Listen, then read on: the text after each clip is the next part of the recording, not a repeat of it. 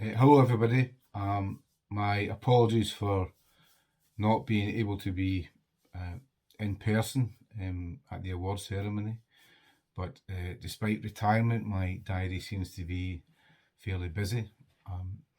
I am absolutely delighted and indeed very honoured to be announced as the recipient of the Robert Owen Award, and I'd like to express my thanks to everyone involved in the nomination and decision, and my thanks to Shirley Ann for the presentation this morning.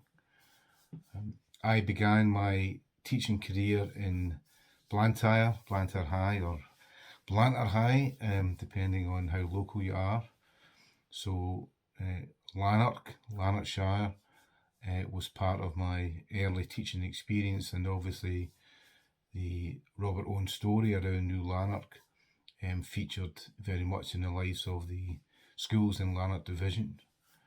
In my early EIS career in the 80s, we were involved in a major pay campaign against the Thatcher government, and Lanark Division, or Lanarkshire Local Association of the EIS, broke with tradition in commissioning a new banner, because for the first time it wasn't in the royal colours of purple and green, but we commissioned a red banner, and on the banner were two icons. One was the socialist dominee, John Maclean, and the other was Robert Owen, against a backdrop of the mills in New Lanark.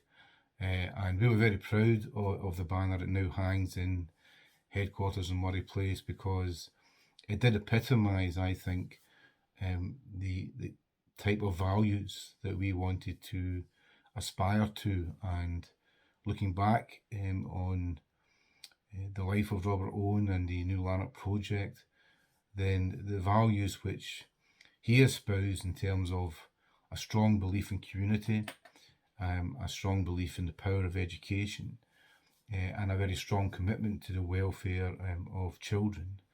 Those are all values which have been guiding lights to me throughout my teaching career and throughout my trade union career. So I am especially honoured and pleased to be receiving this particular award, named after one of the early socialist pioneers here in Scotland.